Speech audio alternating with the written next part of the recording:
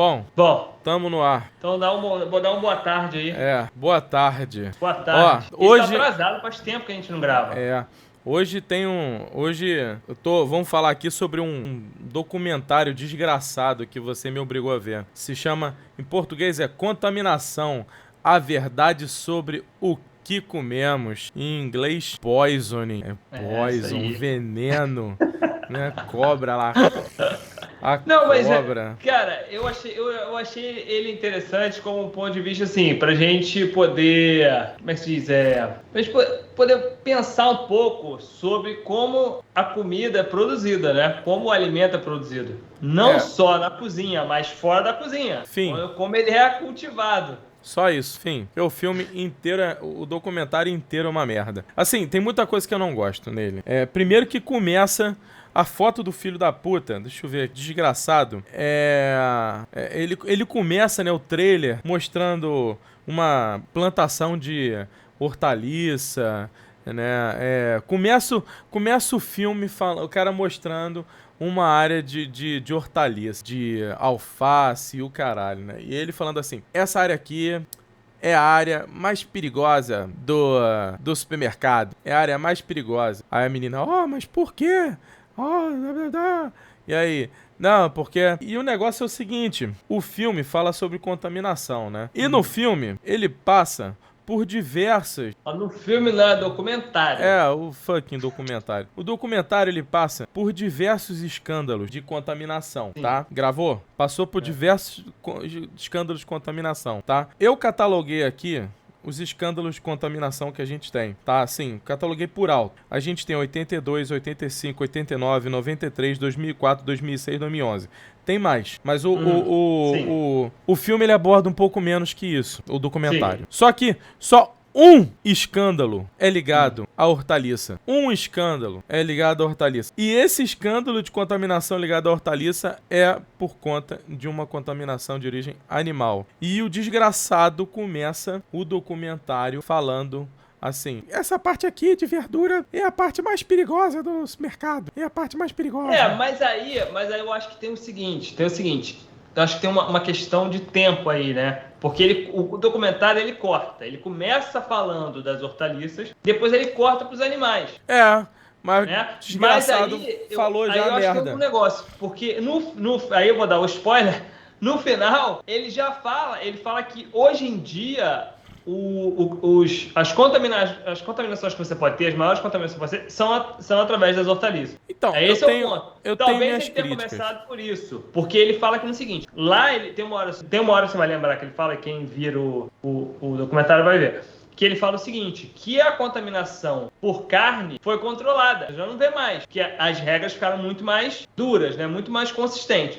Enquanto as hortaliças, hoje em dia, tem uma fragilidade maior de contaminação. Porque você come cru, não tem jeito. Eu acho que assim, a gente tem um problema aqui principal, que os Estados Unidos ele possuem um sistema de rastreamento, né, de rastreabilidade de doenças muito fantástico. Então, a gente não vê isso, assim, pelo menos no Brasil. Então, é normal que eles consigam rastrear muito bem isso e eles consigam fazer essa problemática. O fato é que, como é que eu quero dizer? O documentário em si, eu não gosto da forma como ele aborda. Assim, a gente vai ter que entrar em outros detalhes aqui, mas por que eu tô fazendo uma confusão aqui de dados? Mas porque o documentário em si, como é que eu vou dizer? Ele me fugiu a palavra aqui. Ele bota a culpa sempre no sistema, né? Como é que eu vou dizer? Deixa eu pegar aqui pra eu tentar ver.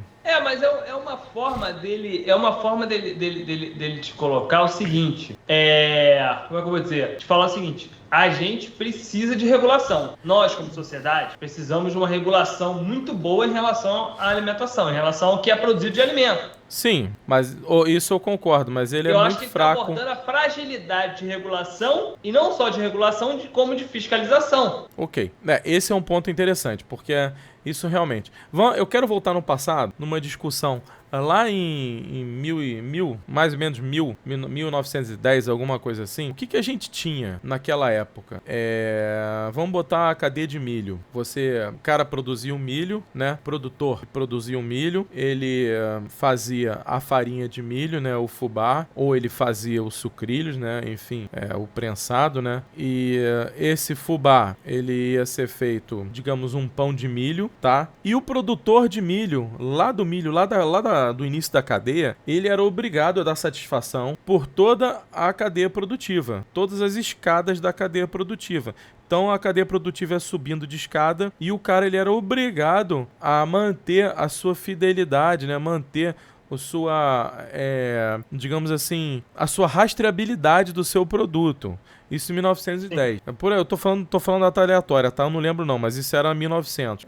Só pra gente ter um contexto histórico. E então, o que a gente tem? Todo mundo que produzia alguma coisa, o cara produzia leite, tá? Ele entregava o leite pra alguém fazer o iogurte. Esse iogurte, ele era produzido e aí depois ele ia para outro terceiro para fazer uma outra mercadoria, tá? O cara que produziu o leite da vaca, ele tinha responsabilidade direta no produto lá do terceiro.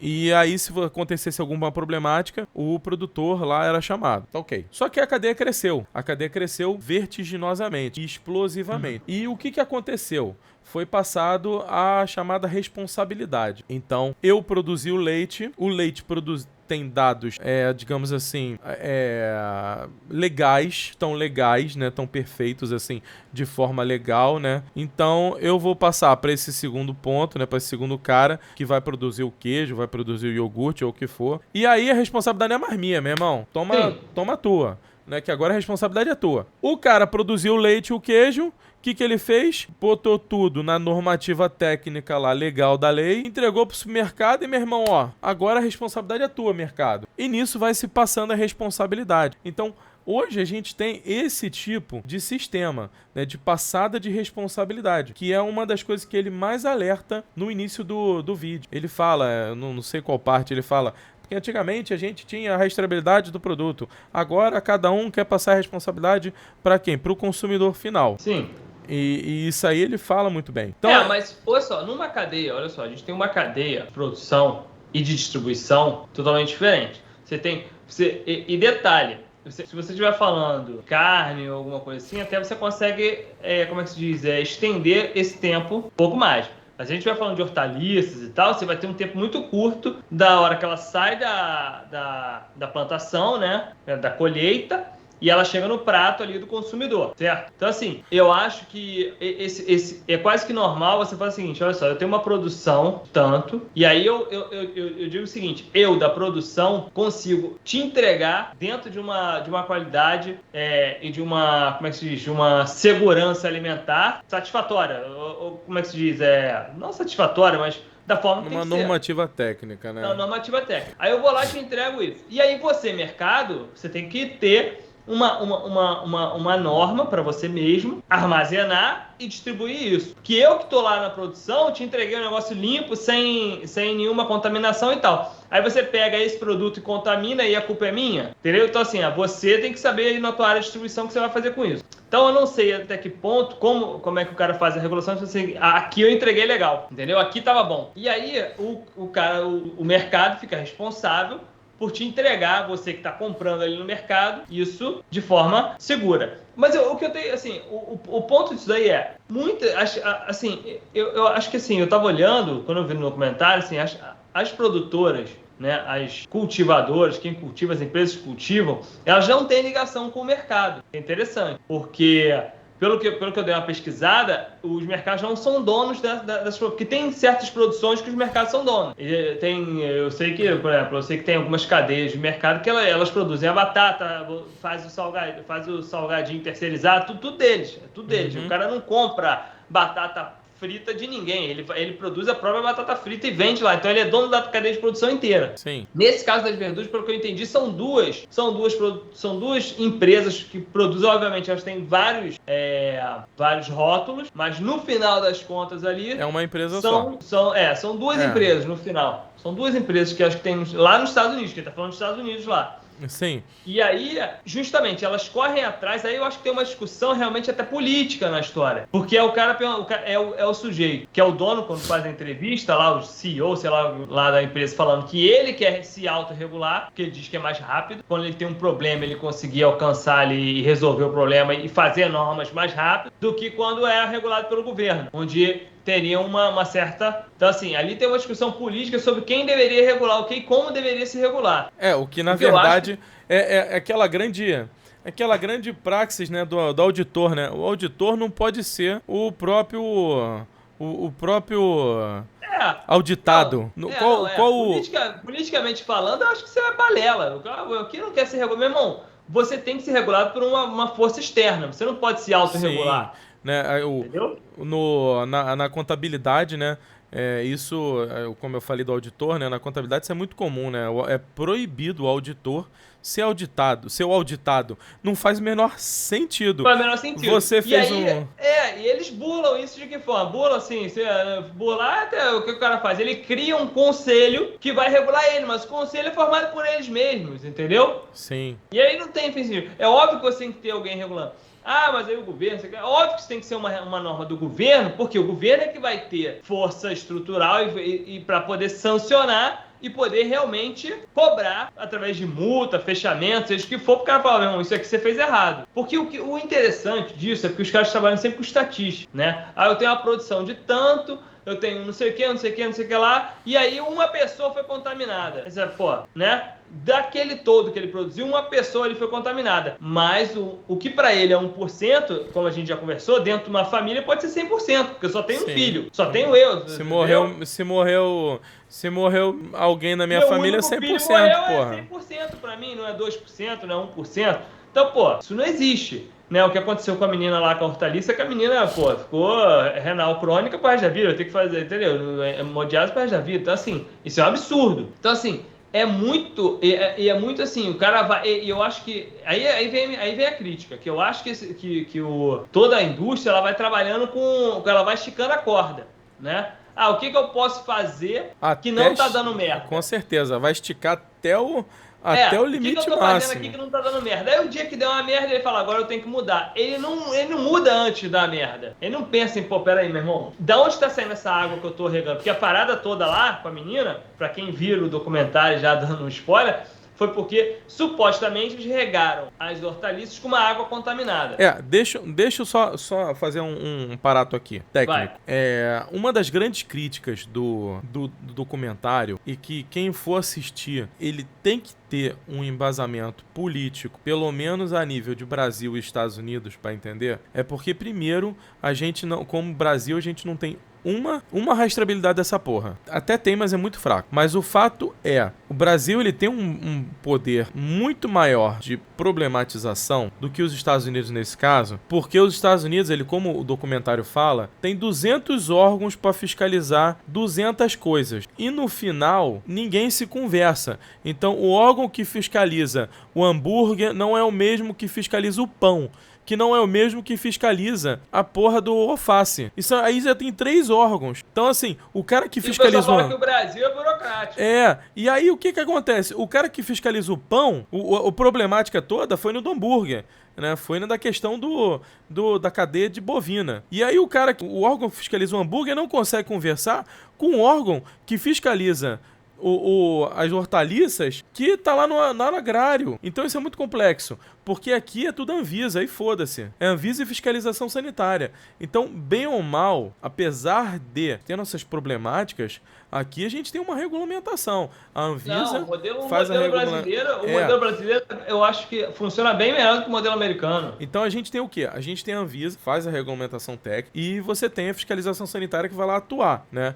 Quando é campo, né, você tem a questão... Você tem como é que é o nome do campo? Esqueci. Mas enfim, eles se conversam. Então, essa problemática no Brasil a gente não tem. A gente não tem de contaminação assim. Agora, a gente tem outro problema. É que aqui o documentário, ele coloca uma questão muito filosófica, que é até onde vai a responsabilidade do leitor, do consumidor, da pessoa que está ali pegando o produto final. Então até onde vai a responsabilidade? Por quê? Uma das coisas mods que eu acho muito boa que esse documentário joga é o seguinte, né? O hambúrguer, ele tem que ser grelhado, né? Ele tem que ser bem passado, pra ele estar livre de contaminação. A crítica que o documentário faz é, pô, ok, então você me obriga a comer um hambúrguer bem passado para não me contaminar, né? E se fizer errado, o que acontece? Eu me contamino, então você está jogando a responsabilidade para cima de mim, né, do meu produto. Então isso realmente é muito interessante, né? Até onde vai essa responsabilidade? Agora, o problema é que a gente está falando de bactéria, tá? E aí eu acho que o documentário erra, porque a gente está falando de bactéria. O mundo não é isento, tá? Se eu fazer isso, não nem fei dentro, fazer isso aqui e jogar num swab, vai aparecer 200 bilhões de bactérias. Mas olha só, ali tem uma questão que eu achei interessante. Assim, tem duas, assim. Primeiro, foi uma regulação que custou muito a passar, entendeu? Mas a regulação que passou, ela fez com que o seguinte, meu irmão, não importa se a carne tá crua, ela vai chegar na sua mão sem a bactéria. Sim. Não, aí você vai passar a mão no nariz depois, beleza, o problema é seu, mas assim, você vai no mercado e pega uma carne no mercado, ela tá sem bactéria. Pô, não, isso é legal. Isso é legal, isso assim. Mas isso, no documentário, mostra como foi difícil fazer isso. Porque aí a gente tem um problema. No Brasil, a gente tem a cadeia de fast food, ela é um pouco separado da questões políticas. Já nos Estados Unidos, a cadeia fast food é atuante, quase que irmão, amigo e companheiro do político. Não tem como. Então, quando você fala, eles tocaram vários, Mexican Grills, Taco Bell, Jack in the Box, que foi problemática, o McDonald's, que ninguém citou McDonald's no documentário, ou citaram, agora eu não lembro, mas enfim. Mas essa galera aqui, meu irmão, é política pura nos Estados Unidos. Tanto é que teve uma política muito famosa, depois eu boto a foto, que eu não vou lembrar o nome agora certo, mas foi a resolução para diminuir o tamanho da Coca-Cola de 1 litro para 750 ml. Isso deu uma briga. 1 litro que eu tô falando, o copo de 1 litro no McDonald's ou da vida para 750 ml. Isso foi uma briga, meu irmão, fenomenal. Porque o argumento foi, eu não tenho a liberdade, eu tenho que ter a liberdade de escolha, tá entendendo?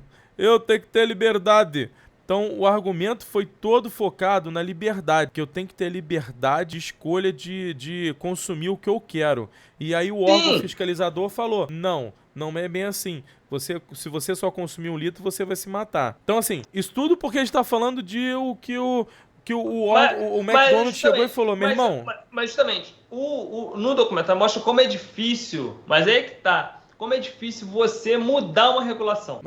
Como é difícil você trazer normas que seriam benéficas assim, à população e é difícil por conta do lobby, por conta da pressão política, econômica das grandes cadeias de produção de alimentos e tal. Mas era uma coisa tão como é que se diz, prejudicial para o público e mesmo assim foi difícil passar. Porque assim, a gente sempre fala isso, assim, pelo senso comum, acho que qualquer um fala, meu irmão, não pode chegar a carne contaminada. Mas é impressionante como a sociedade fica à mercê e, como é que se diz, impotente diante dessas grandes cadeias de distribuição e de produção de alimentos.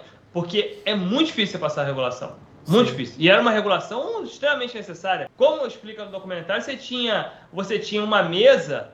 passavam até 400 animais ali para fazer meio quilo de carne moída. Aí você fala, pô, como é que eu vou saber de onde veio a contaminação? Sim. Entendeu? E aí você fala, pô, aí vem um cara e fala assim, não, meu irmão, não pode. Como é que você vai pegar, destrinchar 400 bichos e botar numa carne moída? Não existe isso.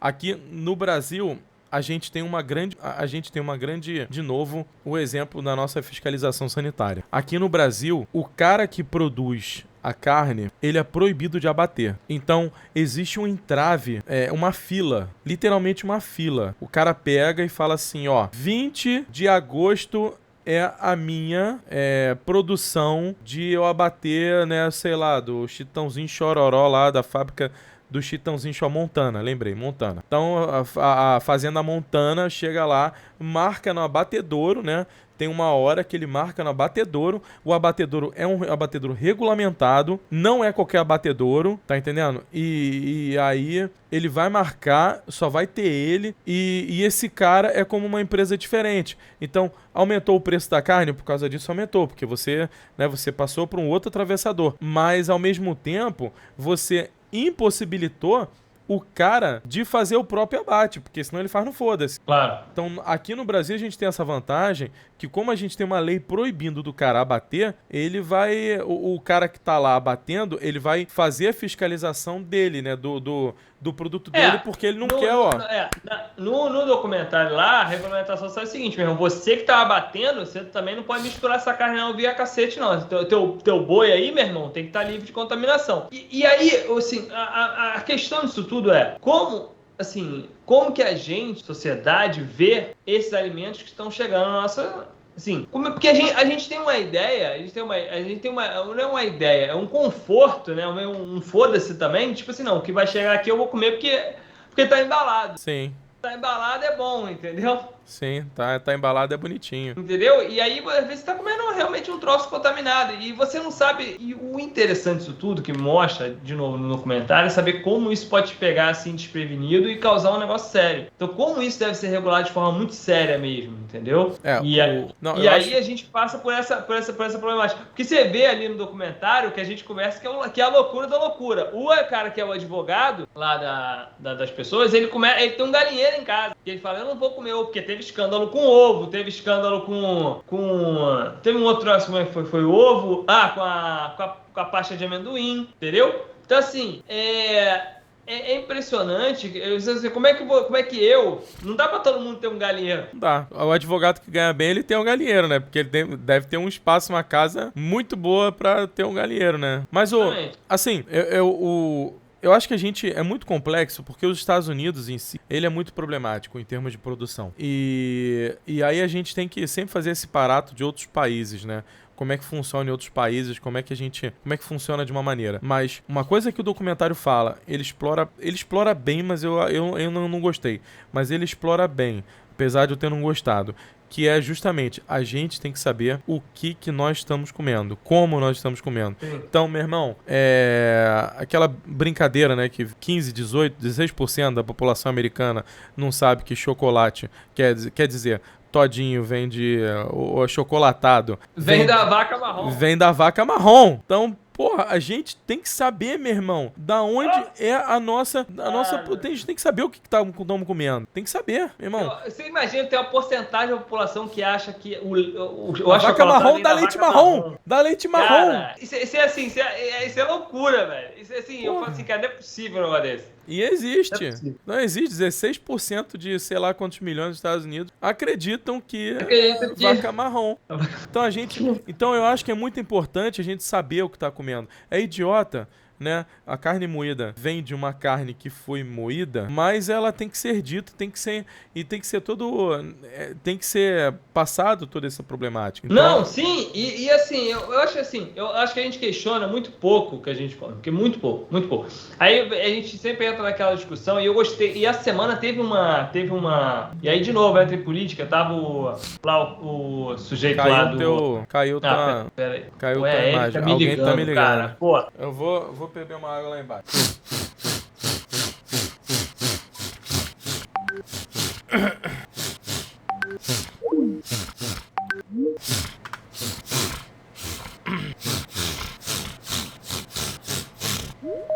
Pera aí. Tá escutando? Tô. Cara, pra variar, eu acho que o problema era com o meu telefone. Eu te liguei o telefone e foi. Volta a fita toda, que eu nem lembro do que você tava falando. Tava falando, cara, aquela hora lá, eu tava falando que eu acho, assim, que a conexão entre essas duas coisas surgiu essa semana com que tava uma CPI, alguma coisa que tava acontecendo lá, não sei, na Câmara, não sei onde. Que tinha lá, eu acho que não sei o que é, se ele é o líder, se ele é o presidente, não sei o que ele é, lá do movimento Sem Terra. E aí ele puxou uma situação muito interessante, que ele falou o seguinte, olha só, ele não chega a falar a palavra, como é que se diz, orgânico, né? ele fala em ecossustentável, né? Ele fala assim, é totalmente possível produzir de forma ecossustentável. A forma que estão produzindo hoje é assim, não deveria acontecer dessa forma, entendeu? Então, assim, eu acho que ele fala, quando ele fala sobre produção ecossustentável,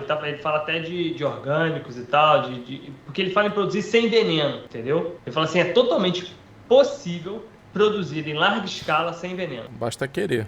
Justamente.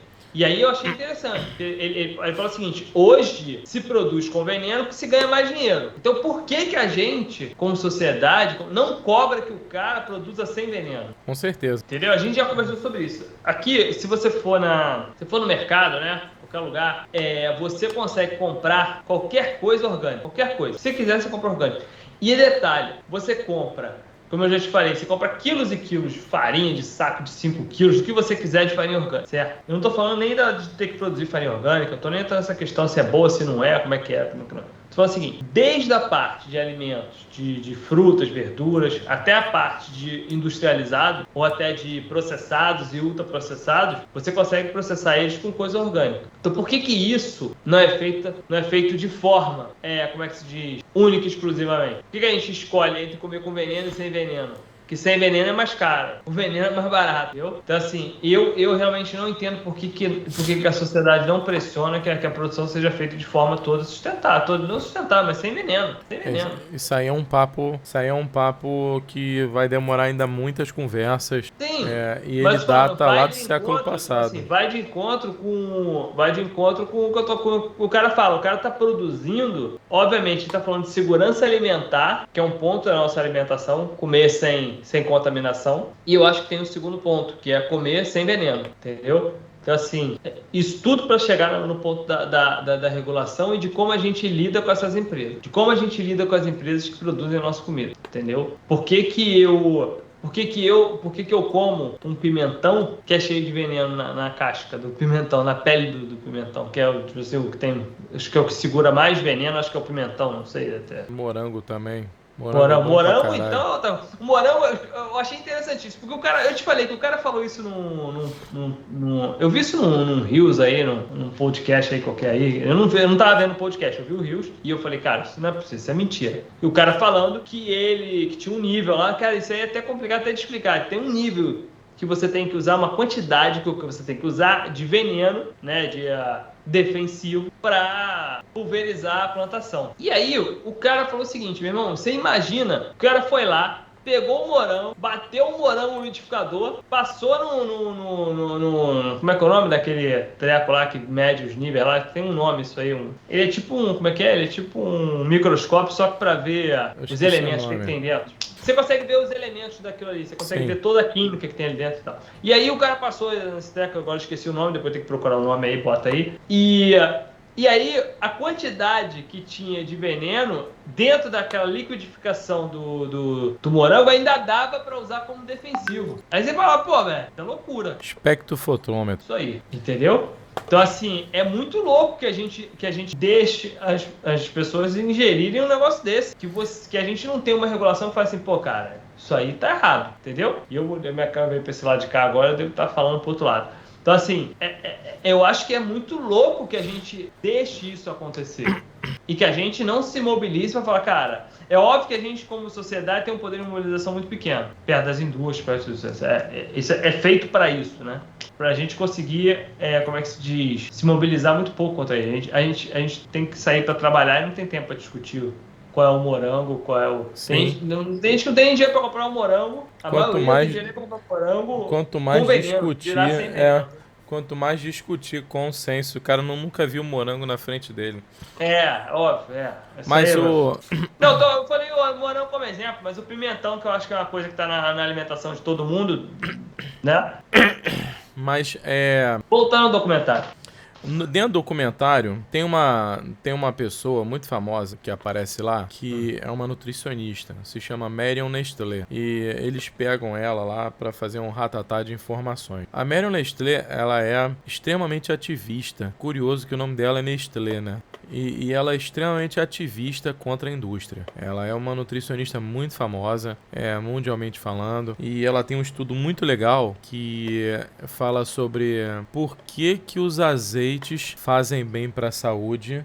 Eu já falei isso várias vezes pra você. Por que os azeites fazem bem pra saúde se todos os estudos de azeite que fazem estudos sobre a saúde do azeite são feitos pelas próprias indústrias que fabricam o azeite? Qual é a veracidade dessa informação? Isso porque ela consegue discutir um fato que nunca seria discutível, e você não vai discutir porque o azeite realmente faz bem pra saúde, mas ela coloca sobre um prisma do caralho, foi tão bem colocado que eu não sei o que falar, né? Porque todos os estudos, isso aí ela estava na Europa. Por que todos os estudos de azeite fazendo bem para a saúde são feitos pelas próprias empresas de azeite? Então, qual é a veracidade disso, né? Qual é o critério? Como é que eu vou acreditar nessa informação? Né? Será que... Aí ela brinca, será que vamos ter um estudo falando mal da empresa, falando mal dela mesma? Né? Será que a gente vai ver esse estudo algum dia? Entendeu? Não vai, porque o cara manda fazer o estudo para ver se o azeite faz bem para pé de galinha. Aí chega lá no meio e fala, não faz. Então paga essa porra, próximo estudo, entendeu? Isso porque eu não tô nem falando, né? O que a gente pode fazer para o azeite fazer bem para pé de galinha, né? Mostrar lá, né? Não, como é que a gente pode mostrar estatisticamente, né? Porque a estatística é uma grande mentira, né? A verdade a gente fala... porque eu sempre falo assim, é difícil a gente falar desse assunto, porque as pessoas... assim, começa a falar, então, como é que é? Você tá falando mal da ciência, né? Então, e a minha vida é ciência. Então, assim, é engraçado, porque é óbvio que você pode pegar um estudo, né, científico e manipular ele com certa informação, manipular até de forma, como é que se diz, estratégica, né? Porque, sei lá, não que ele vai te fazer mal, mas você pega um dado daquele ali e você maximiza aquele dado. E aí eu posso falar bem. Lá e, sei lá, ele reduziu em 5%, 2%, sei lá, 1% a taxa de colesterol em relação a outro alimento.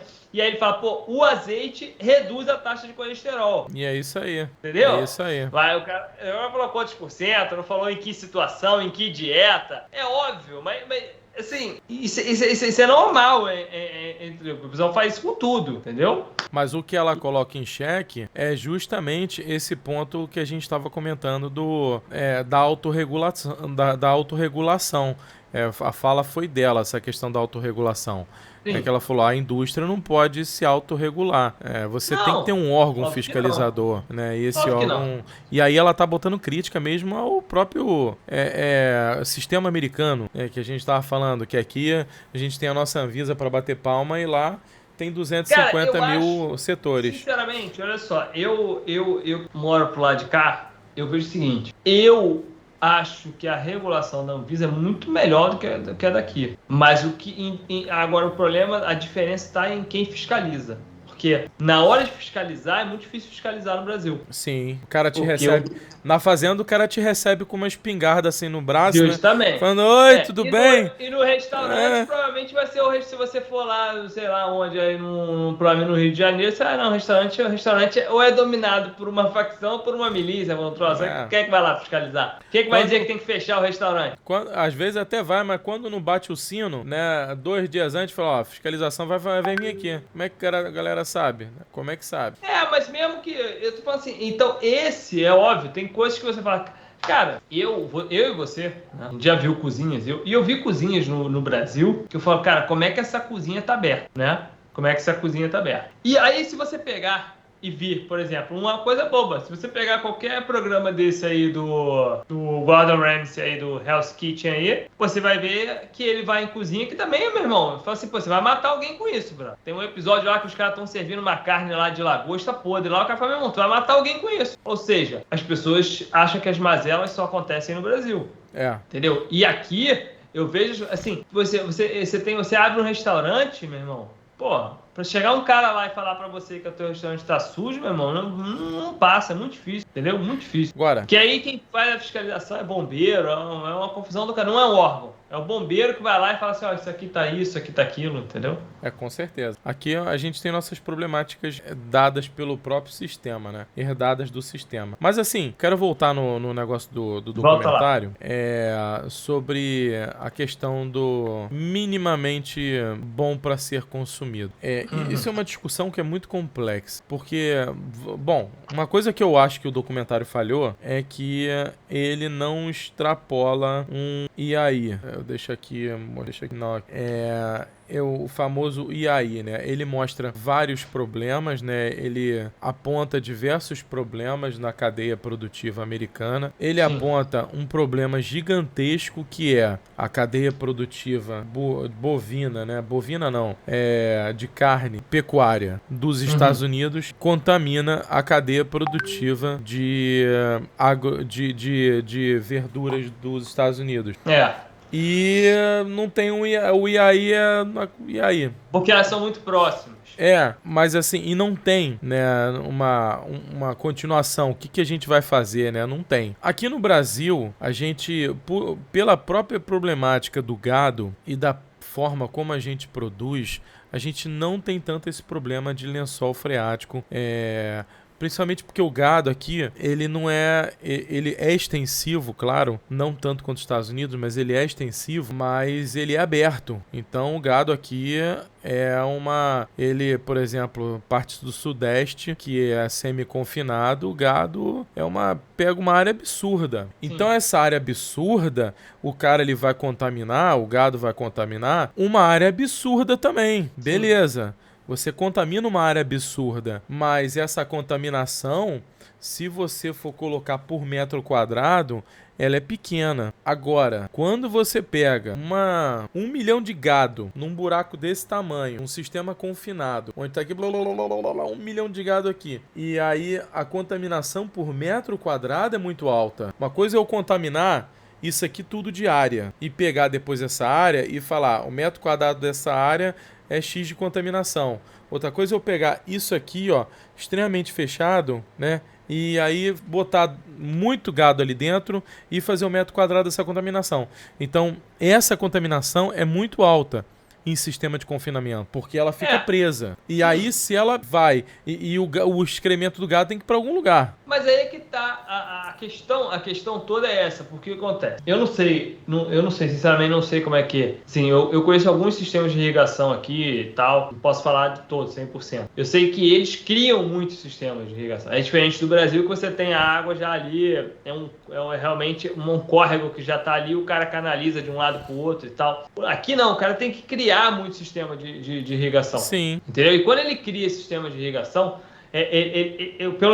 eles ficam muito próximos, porque as áreas onde você pode cultivar e criar gado não são tão extensivas quanto no Brasil. Você tem uma faixa onde você pode criar o gado e plantar. Se você começar a pegar muito pro norte, você tem o problema do frio. E se você pegar aquela área toda ali da Califórnia, aqueles lugares ali, já começa a faltar água. E aí o cara tem um problema sério de irrigação ali. Tanto é que tem um problema com o abacate lá, com o avocado, que os caras não estão mais conseguindo produzir avocado na Califórnia, tá dificílimo, porque não tem mais água. Canalizar água para esse sistema de irrigação, que é o do avocado, que precisa de muita água, tá quase impossível. Sim, mas aí, por isso... Eu tô falando assim, eu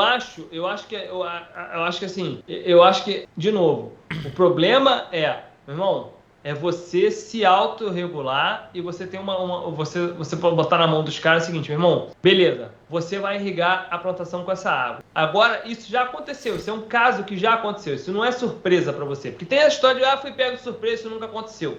Não, você já sabe que a contaminação da hortaliça vem pela água, certo? E aí, meu irmão, da onde que você vai tirar essa água e qual é o tipo de tratamento que você vai fazer nessa água? Entendeu? Sim. Qual é o tipo, como é que você vai tratar essa água? O fato é que, dado a própria problemática dos Estados Unidos, essa conta, além de não fecha, você não tem uma resposta. Porque, de novo, apesar de, né, o sistema do Brasil ele ser Ambos são intensivistas, mas apesar do Brasil, como não tem um sistema de contaminação, de confinamento formado assim, no sul tem muito, mas no resto do Brasil não tanto. Então, ao todo, o Brasil tem muito pouco gado confinado, se for comparar, né? Tô chutando aqui por alto. Mas uma coisa é você ter 1.000 gados fazendo cocô numa área de 10.000 hectares. Blá, blá, blá, blá. Outra coisa é você ter os mesmos 1.000 gados fazendo cocô numa área de 100 metros, né? 200 Não, metros. o cara vai ter que criar um sistema de tratamento disso aí. Não tem jeito. Se você pegar... E aí que entra o problema, porque quem faz o sistema de tratamento nos Estados Unidos é outro órgão. Aí que entra o problema da crítica, entendeu? É outro órgão que fiscaliza. E aí o órgão chegou...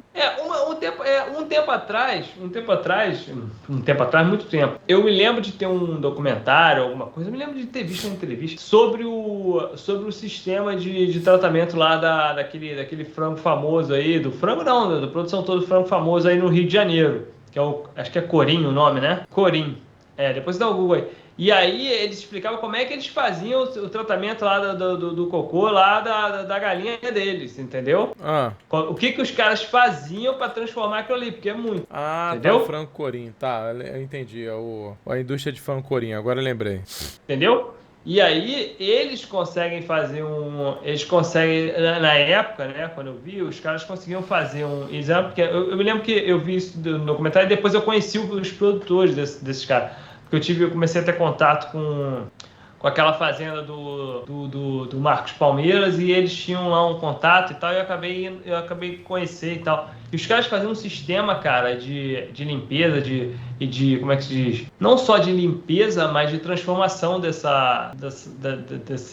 cocô de galinha aí em adubo, etc. Os caras, meu irmão, o cara um troço de outro mundo. Troço assim, o pessoal fala assim, troço de primeiro mundo, eu não vou falar que é de primeiro mundo, porque no primeiro mundo você não vê aquilo. No dito chamado primeiro mundo, na época, você não vê aquilo, entendeu?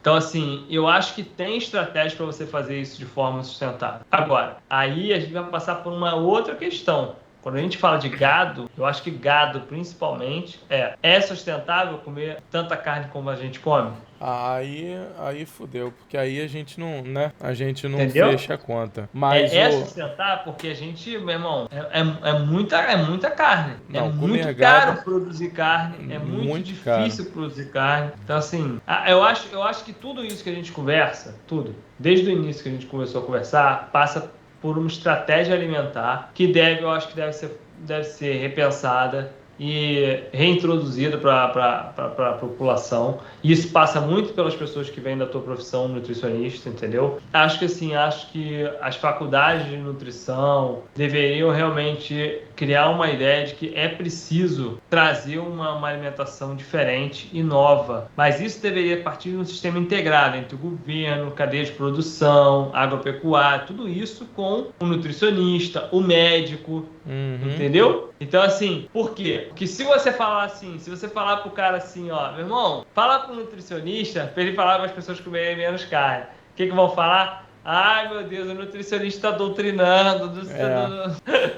Entendeu? Então, assim, você precisa de uma consciência muito maior e um programa muito maior em termos de população e sociedade para dizer o seguinte, olha só, a gente precisa mudar um pouco da estrutura. E para mudar a estrutura, precisa de um engajamento coletivo, que passa realmente por governo, cadeia de produção.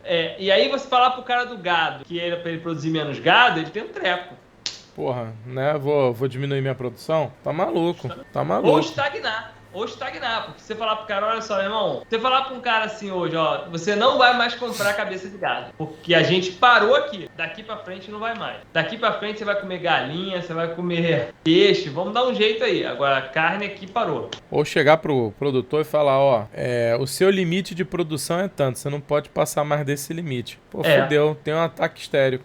Mas aí porque a gente sempre vê uns movimentos, além de ter o ataque histérico, você vê uma movimentação sempre estranha, né? você fala pro cara, ó, você não pode mais comer tanta carne. O que o cara faz? O cara explora a carne de uma forma que ele vai falar o seguinte, ele vai tirar essa carne do mercado de uma forma em que a carne fique mais cara, né? Que ela vai ficar rara. Aí o cara fala assim, ó, agora o cara vai comer um... É igual a história, bota o... Como é que é? O que é que a gente viu? Que falou que era pra ficar mais caro? Para as pessoas pararem de comer? Ou se conscientizar de que era caro? Caralho, o que era? O que era que a gente falou? Pô, meu irmão, cara, que loucura. Tinha um dia lá que o cara ia cobrar, sei lá, não sei quanto, 5 euros, sei lá, 6 euros lá no tomate, sei lá no que era. Não era macarrão, não? Não. Macarrão? Macarrão. Não lembro o que era. Era alguma coisa assim, não sei se era carne, não sei, depois tem que procurar, tá na nossa conversa lá. Depois tem que procurar. Então, assim, a gente até falou, o que vai acontecer? O mercado vai ver até onde ele pode esticar a corda. Porque ele vai falar, pô, meu irmão, se nesse dia aqui eu botar ele 5 euros, 6 euros e o nego pagar, é porque eu posso cobrar 6 euros nele. Uhum. Você não vai conscientizar ninguém de que a produção daquela carne é cara, seja o que for, entendeu? O que, voltando à questão do copo, né, do copo de Coca-Cola, né, da lei do 1 litro para 750, a indústria, né, a rede fast food, encabeçou, né, essa problemática da liberdade. Então, e eu acho que é balela, porque o cara vai falar pra você o seguinte, beleza, eu tenho que botar 750, eu viro pro cara e falo o seguinte, olha só, a partir de hoje você paga $2, sei lá, e é refil, entendeu? Sim. Os caras arrumam um jeito. É impressionante. Assim, a gente já conversou sobre isso, acho que... Não, mas então, a lei também previa proibição de refil, entendeu? Tinha umas questões assim. Enfim, é problemático, e nego surtou. Nego surtou. Ué, e... Se você tivesse que fazer uma lei, você não proibiria crianças de tomar refrigerante? Com certeza. Entendeu? E aí você tá sendo anti-liberdade, né? Justamente. Você tá tirando a liberdade dos pais de escolherem se ele pode ou não dar Coca-Cola pro filho. E isso é uma discussão de que realmente... Não, mas é legal. É interessante. Porque você tira... A sociedade, ela faz o seguinte. Olha só, presta atenção. Isso é muito louco. Isso é muito louco. A gente faz o seguinte. A gente faz a faculdade, certo? E aí a faculdade diz o quê? Quem é que tá autorizado ou não a falar sobre alimentação, certo? O cara te autoriza ou não. Eu posso falar de alimentação, mas quem é que tem conhecimento suficiente que fala pra mim, ó, meu irmão, tu tá certo ou tá errado? É um nutricionista. E aí, o nutricionista vem e fala assim, olha só, não pode Coca-Cola pra criança. A nutricionista não presta mais. Antigamente podia. Por que não pode mais? É porque esse nutricionista agora tá doutrinando, ele tá não sei o quê. Antigamente podia. Antigamente podia. Aí vai assim, antigamente podia, realmente. Quando eu era criança, porra, o nego fez como é que é o nome? Era uma pasta de dente de leite moça, pra ficar tomando aquela porra, velho. Não é? Não, mas antigamente, isso aí não precisa nem passar da alimentação. Fica só na mídia audiovisual, porra. Que passava na sessão da tarde, porra, filme que hoje é pornô mesmo. Isso sem falar na regulamentação de marketing, né? Danoninho vale por um bifinho, né? Que, porra, perdura até hoje. Eu tô falando, tem uma coisa, eu sempre falo, pessoal, eu sempre brinco com isso, falo assim, que tem uma coisa que esse negócio de alimentação. Porque realmente, a gente fala do alimento, e o alimento, é por isso que a gente fala tanto a gente tá aqui, vamos falar de comida aqui nesse canal. Então assim, a comida, ela é muito importante no desenvolver de tudo, tanto socioeconômico, político, dentro da sociedade. E aí, quando a gente quando vem um cara e fala assim, meu irmão, olha só, comer isso aí faz mal. Meu irmão, vira um rebuliço. Eu nunca tive nada, tive nada. Mas assim, pra voltar de novo ao documentário, tem uma frase de um cara que eu acho que fico pensando, porra, é muito americano, né? Tipo assim, ele reclama da casca do melão suja. Aí ele fala... Eu não lembro dessa parte. Ele fala, sei lá qual o minuto desse troço, mas ele fala assim, a casca do melão tá suja, a casca do melão tem contaminação. Aí eu falo, porra, meu irmão, dá pra lavar, né? É só lavar. Mas é aquilo que a gente tá falando, até onde vai a responsabilidade do consumidor. Eu não tô querendo aqui isentar ninguém. Até porque eu lavaria a casca do melão e eu não discutiria esse assunto.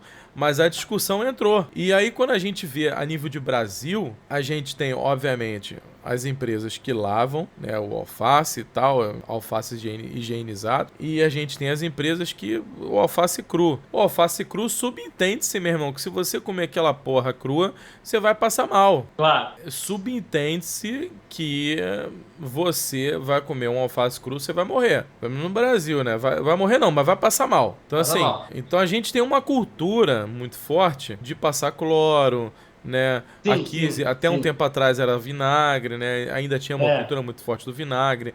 Vinagre não funciona de porra nenhuma, mas o cloro funciona e existe essa cultura. Só que pelo que eu entendi, nos Estados Unidos o que os caras querem é não isentar essa cultura, mas e sim o cara quer que aquele alface esteja 100% em condições maravilhosas para ser consumido. Eu acho que tem uma diferença, tem uma coisa aí. De novo, a gente vai entrar na questão socioeconômica. Acho que tem uma coisa. Cara, nos Estados Unidos, e aí eu incluo os Estados Unidos e Canadá, porque cara, aqui a gente não. A produção toda que vem pro Canadá é praticamente americana. De hortaliças, coisas. As empresas são todas americanas. Então, olha só, se você pegar o tipo de vida que o cara tem aqui, eu vou te garantir que o cara não tem tempo de chegar em casa, e lavar hortaliça. Não tem. Isso. E aí é questão social que a gente conversa. Não, esse cara deveria ter tempo para chegar em casa e lavar a própria hortaliça? Deveria, mas ele não tem. Se você pegar, o cara, olha só, o cara tem aqui, primeiro, um ponto aqui, que isso é muito comum aqui, acho que as pessoas não têm essa noção no Brasil, não. Aqui o sujeito ele tem 15 minutos de almoço. Você acha que ele tem tempo de comer uma salada no almoço? Não. Ele come, assim, o almoço aqui, que é chamado lunchtime, é só sanduíche. Aí o cara come uma saladinha ali que vem já pré-preparada.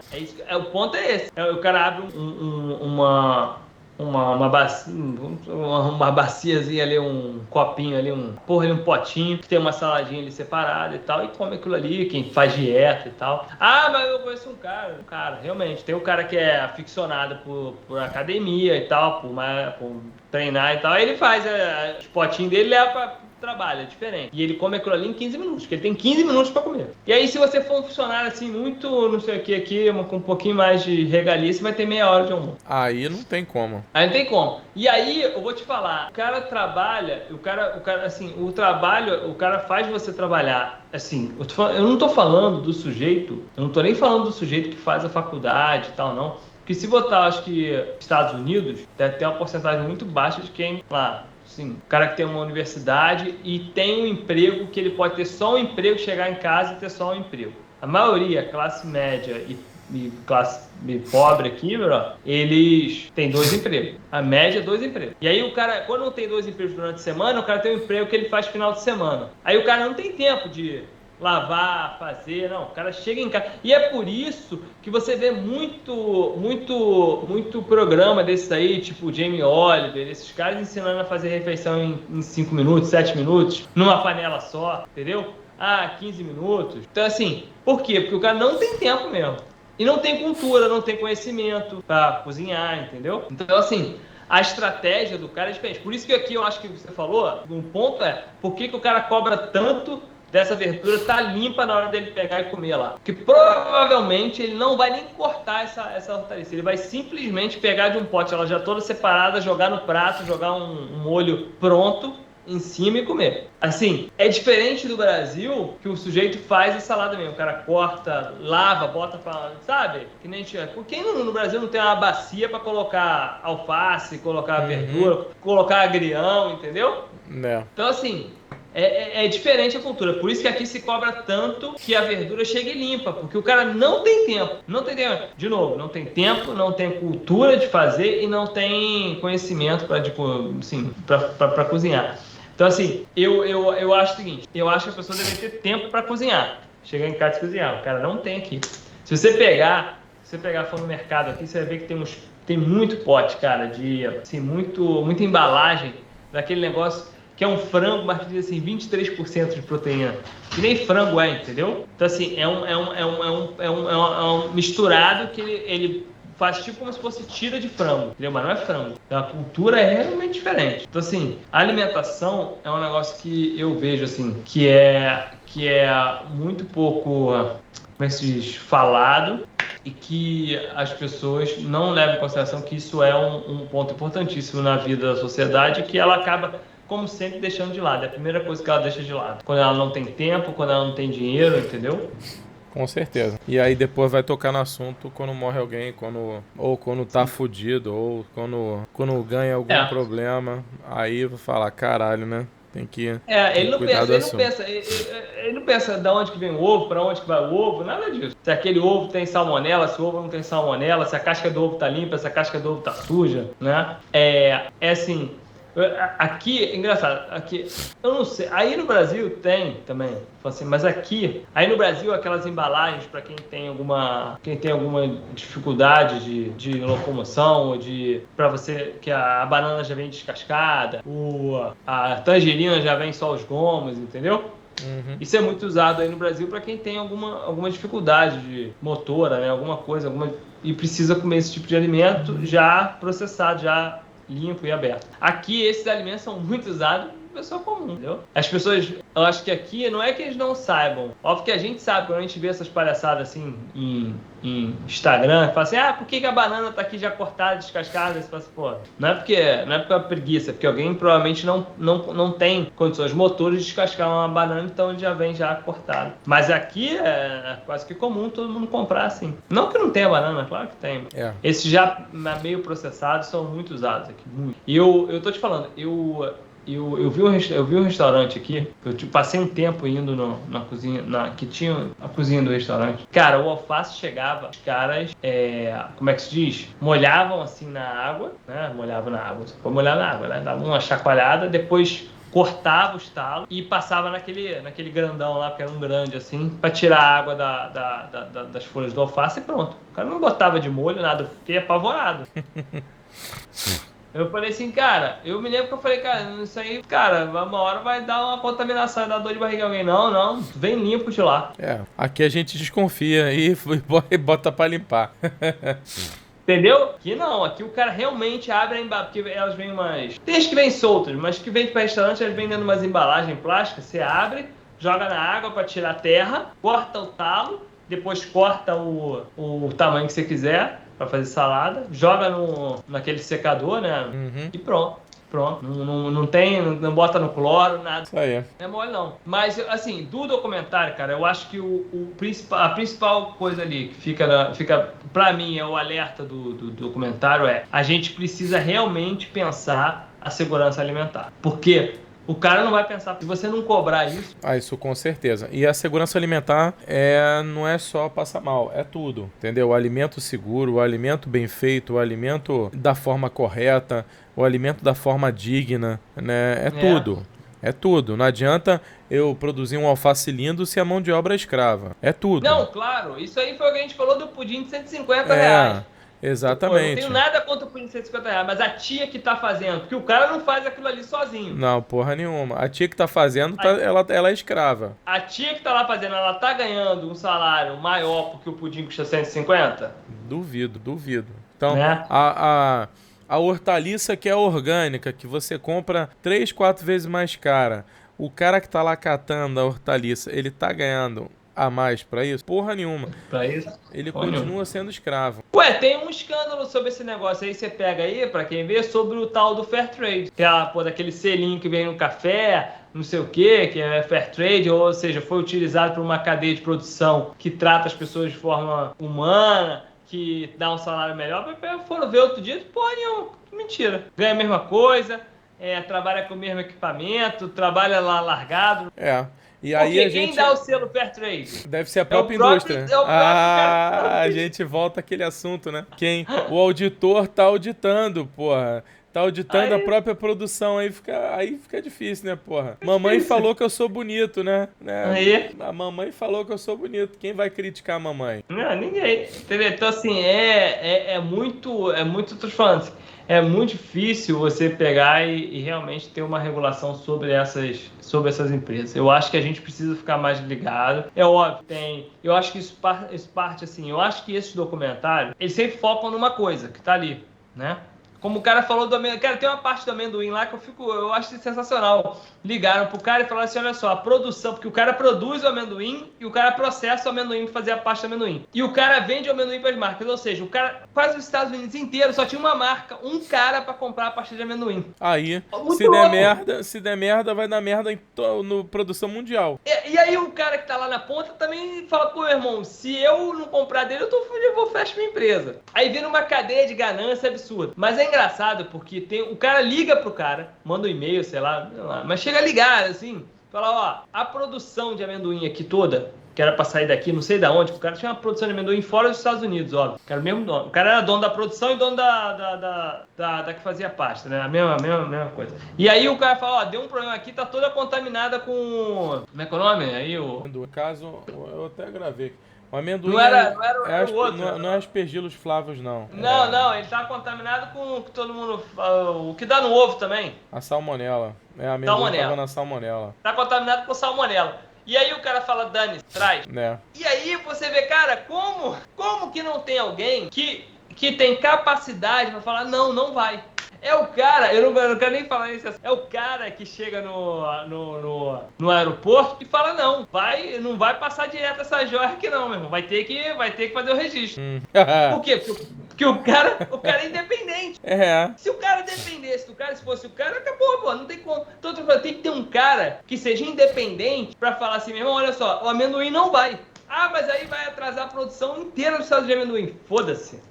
Tá errado. Bota fogo nessa porra, pode queimar, porque tá contaminado, não tem como. Tá errado. Entendeu? Tem que ter um cara, um órgão, alguém que seja independente, pra falar assim, irmão, não quero saber, não vai passar. Sim. Não dependo de você pra porra nenhuma, meu salário é o mesmo, entendeu? Não vai passar. Então, esse é o problema da regulamentação. É ter um órgão, um sujeito lá na ponta da linha que fala assim, não, deixa eu fiscalizar, deixa eu ver isso aí. Ah, meu irmão, isso aqui estava 2 graus abaixo, acima do que devia estar, tudo no lixo. Pode jogar. Não, mas era só um problema, não quero saber. Na segunda problema, não tem mais nada. É igual... Na segunda vez, deixa eu ver, vai acontecer uma. O cara vai falar assim, meu irmão, sabe quanto é que você perdeu hoje? Você perdeu, sei lá, 10 milhões como é que é? Em amendoim. Nunca mais o cara vai chegar com o amendoim contaminado lá perto dele. É igual eu recebi a melancia, né, no restaurante. Aí, pô, a melancia toda hora vinha ruim. Eu falei... Teve um dia que eu cheguei e falei, meu irmão, devolve essa porra.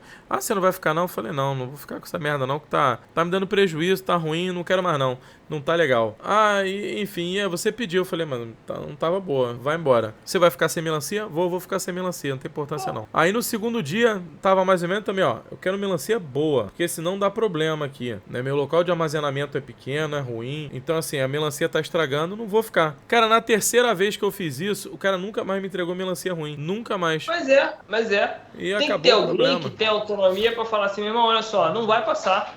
Isso é problema de vocês. Eu não vou. Justamente é o que faltou no amendoim. Agora, se o cara chegasse pra mim e falasse, pô, olha só, deixa eu passar essa melancia, né, que eu te dou uma melancia boa pra tu ir pra sua casa. Aí, meu irmão, né, aí que as coisas começam a ficar falha. Cara, eu tô te falando assim, o sujeito ter uma autonomia, e uma autonomia que eu digo total, autonomia financeira. Do cara falar assim, você não vai conseguir me subornar por qualquer coisa, entendeu? E Sim. Assim, o cara fala, meu irmão... E aí é o caso, quer ver? É um caso da história de um... É a história... Porque, assim, a gente sempre vai para um lado e para o outro, assim, né? Tem a história do avião, que o cara pegou e os caras descobriram, o cara fez uma manutenção no avião e o cara fez uma manutenção errada, certo? E aí a manutenção demorou 10 mil horas lá para dar errado, 10 mil horas de voo. Uma hora deu, o avião realmente quebrou um troço lá na cauda do avião, o avião ficou sem sem rumo no céu até que caiu. Matou um monte de gente. Aí o cara criou uma regulação que é o seguinte: não pode mais fazer a porra da manutenção lá daquele jeito. E aí você tem que ter o seguinte: 3 assinaturas diferentes em 3 momentos diferentes. Toda vez que você fizer a manutenção, você consertou um treco lá no avião, 3 caras em 3 situações diferentes vão ter que assinar e falar, ó, foi feito certo. Ou seja, não tem nem como um cara saber do outro, entendeu? Então você não... E detalhe, isso não vem da empresa, isso vem de uma empresa externa, que não tem contato com as empresas. O outro caso foi o próprio caso aí do futebol aí, entendeu? Do time lá, que caiu lá o time todo, que o cara botou pouca gasolina no avião. Porra, é verdade. O cara que era o dono da empresa era o piloto do avião e ele que era o negócio, fazia o negócio, ele que botava gasolina no próprio avião. Aí fala, pô, brother. Aí fica difícil. Aí hoje em dia mudou. Você não bota mais gasolina. Tem que ter um cara que assina que você colocou gasolina suficiente pra chegar lá não sei aonde.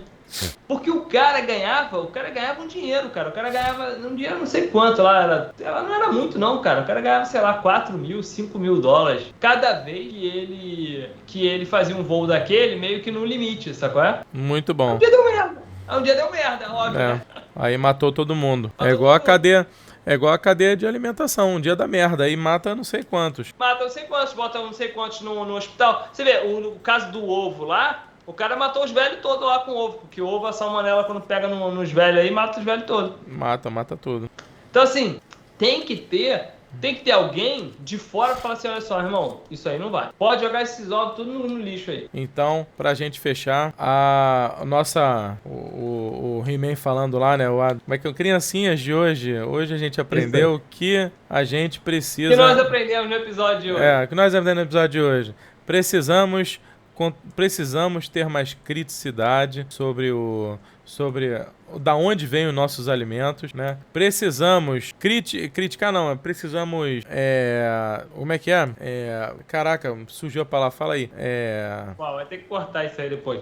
Eu acho que assim, a gente falou da crítica, acho que tem que ter uma crítica do que a gente está consumindo, fiscalizar o que a gente está consumindo. Precisamos cobrar fiscalizações do que estamos consumindo. E precisamos saber fazer a comida, né? Precisamos saber do processo. Senão, meu irmão, não vai. Lavem suas verduras e suas frutas. E lavem suas verduras. Isso aí. Tchau, pessoal. Tchau. Valeu. Vou desligar aí. Fala. Tá, desliga aí. Ficou bom.